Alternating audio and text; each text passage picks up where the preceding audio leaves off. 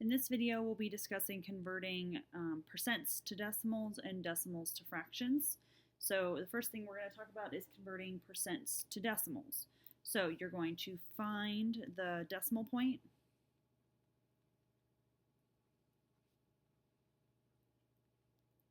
You're going to move the decimal 2 places to the left. So you can think of this as you have a percent sign and you don't want to be a percent anymore, so I'm going to move 2 spaces away from that percent sign and get rid of the percent sign. So it's the same as dividing by 100.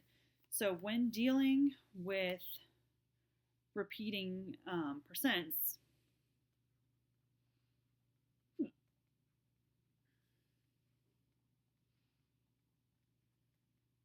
your decimal will also be repeating. So the way that you can do this is, because let's jump up here to these examples. So we have to find where the decimal point is. Because there's no decimal point written, it's automatically in the back. Please don't put it in the front. That's the biggest mistake that students make. It is not in the front. If it was in the front, it'd be written in the front with a leading 0. If it's not written, it's in the back. Now I don't want to be a percent sign anymore, so I don't need the percent sign. Go 2 away from the percent sign, so this becomes 0.28. Please make sure you add leading zeros to show us that there is not a whole number in this decimal, and we know that there's a decimal point in front if we can't see it really lightly written with your pencil. Same thing with this one. I don't want to be a percent. Get rid of the percent sign. Go away, go away.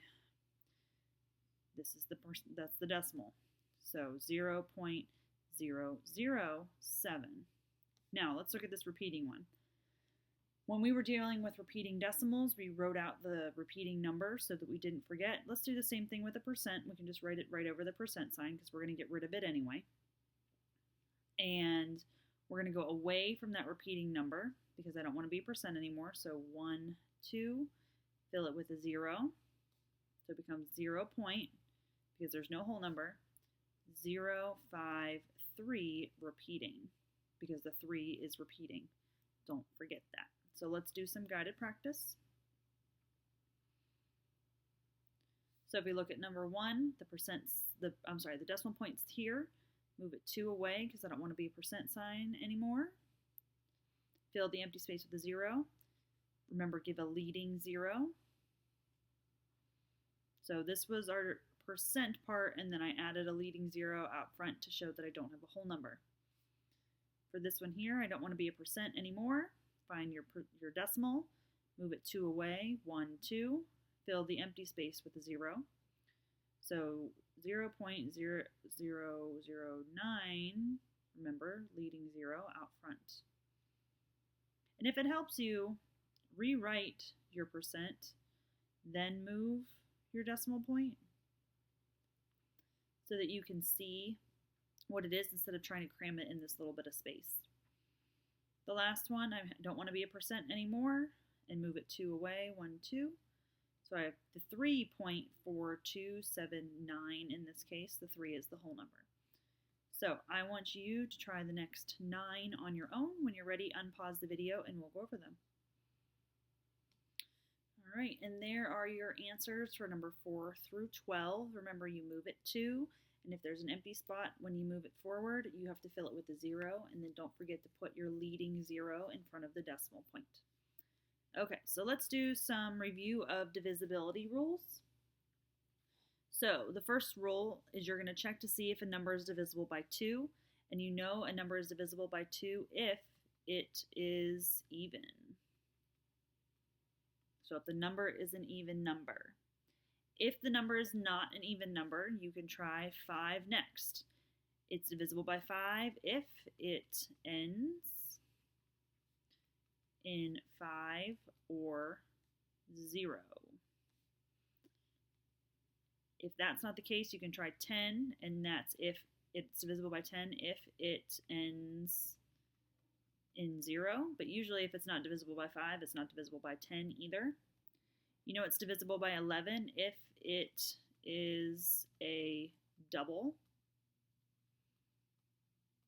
And examples of that are 11, 22, 33, 44, all those double digit numbers that 11 makes. And then the last one, number 3, I call 3 the evil 3 because they're hard to see.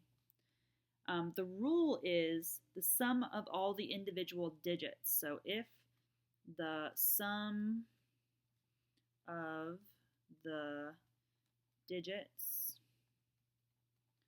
is divisible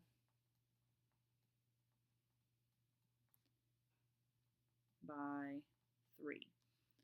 So sum means add.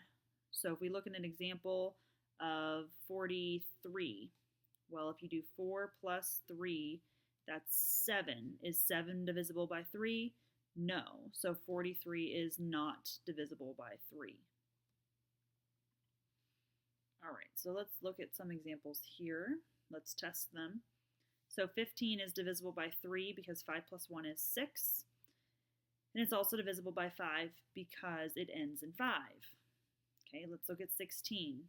Start up at the top with your rule. Is it even? Well, 16 is even, so I can divide by 2 because it's even. It doesn't end in 5 or 0. It doesn't end in 0. It's not a double, and the sum of the digits would be 6 plus 1. That's 7, so it can't divide by 3, so it's just done because it's divisible by 2. 81. 81 is not an even number, so it's not divisible by 2. It doesn't end in 5 or 0, so it's not divisible by 5. It doesn't end in 0, so it's not divisible by 10.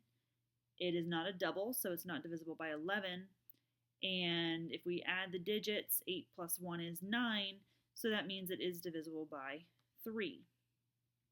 The next one, 105, it is not even because it doesn't end in an even number, so that doesn't work. It does end in 5 though, so it's divisible by 5. It doesn't end in 0, so it's not divisible by 10. It's not a double, so it's not divisible by 11. And if I add the digits, 5 plus 1 is 6, so 6 is divisible by 3, so it is 3.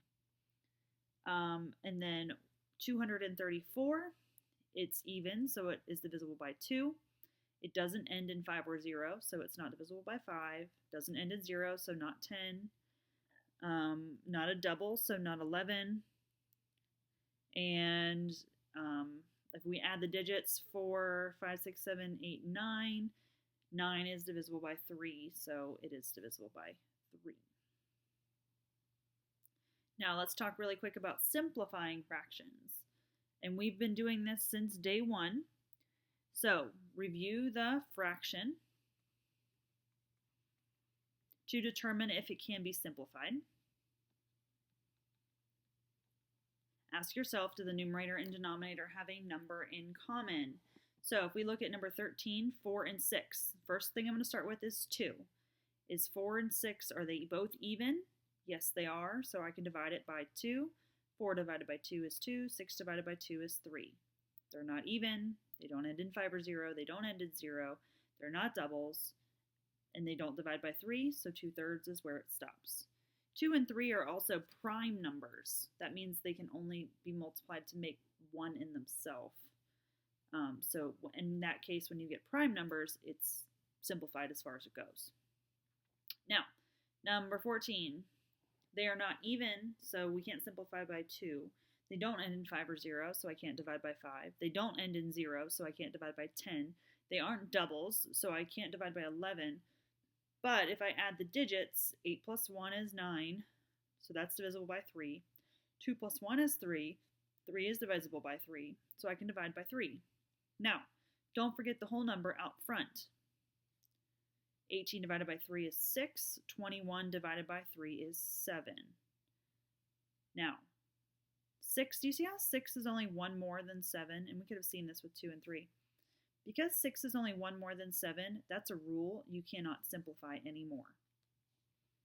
So, same thing with 2 and 3. 2 is only 1 number bigger than 3, so in that case, it can't simplify at all. If we look at number 15, they are even. Now, if numbers are even, you can try dividing by 2, but sometimes you can try the big brother of 2, which is 4. So if you want to add up here or 4, you can try that too to see if it'll simplify a little bit faster. So in this case, these numbers are a little bit bigger, and there's a 4 there, so I might be able to divide by 4. 4 divided by 4 is 1. 16 divided by 4 is 4, so that works. So I can get 1/4. And another rule for simplifying is if there's a 1 in the top, it's done. And then the last one, number 16. Automatically, what pops out at me is these are doubles. So I can divide by 11. Don't forget the whole number out front. 22 divided by 11 is 2. 55 divided by 11 is 5. And that's done because both 2 and 5 are prime numbers. So what I want for you to do is I want you to simplify at the top of page 9. I want you to simplify those 9 problems, and when you're ready to check your work, unpause the video. Okay, and here are your answers that are fully simplified. Now for number 23, you have 1/1, 1/1, or 1 are the same thing. Okay, so let's talk about place value. So I have your little place value chart here. The decimal point in front of the numbers, well, the numbers that are in front of the decimal point. So I have the ones, the tens, the hundreds. You learned those in elementary school. Then behind, I have the tenths, the hundredths, and the thousandths. My little trick for remembering what the place value is I know the spot in front of the decimal point is always going to be the ones. Draw a little 1. Then everything behind gets a teeny tiny 0. So if I look right here, 1 and a 0 is the tenths. A 1 and 2 zeros is the hundredths. And a 1 and 3 zeros is the thousandths. Okay? So if I look at number 26, it wants to know the 7. The 7 is in the, well, it's the spot right in front of the decimal point, so that is the ones place. The 2, now that's behind the decimal. I get tricked by those, so I'm going to put my little 1 in front of the decimal point and put zeros underneath until I get to where I'm at. I'm 2 zeros over, so I'm in the hundredths. Now, number 28, the 5, it's behind the decimal, and I get tricked by those, so I'm going to use my little trick. 1 goes in front of the decimal, 0, 0, 0, till I get to the 5, and that's the thousandths place. And then the 8, behind the decimal point, I always get tricked by those, so I'm going to put a 1 under the ones place, a 0 under the spot behind the decimal point, so that means the 8 is in the tenths. I want you to try 30, 31, 32, and 33. Okay, so there are your answers for those few place value ones. Okay, let's look at our last page where we are going to convert decimals into fractions, and this is where place value is going to come into play. So place any number in front of the decimal point as the whole number for a mixed number. Take any numbers to the left, right, it's direction, of the decimal point and place them in the numerator of the fraction. The place value of the numbers after the decimal point becomes the denominator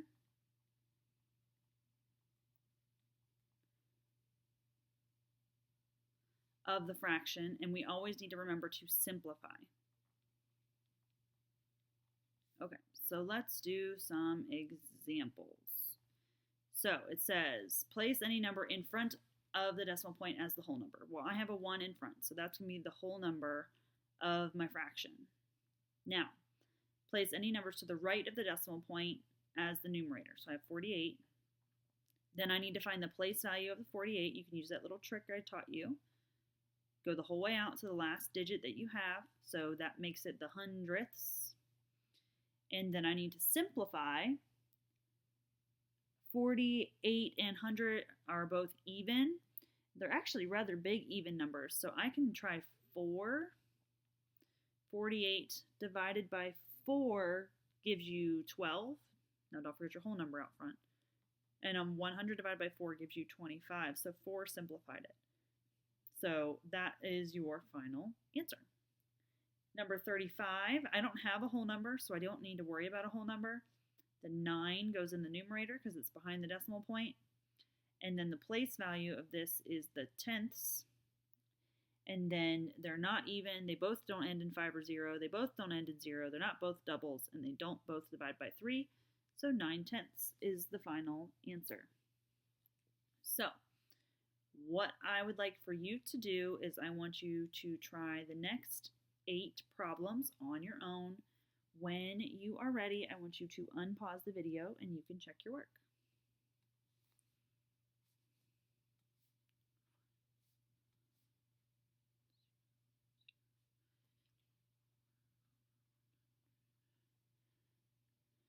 All right, and there are your answers for number 36 through 43.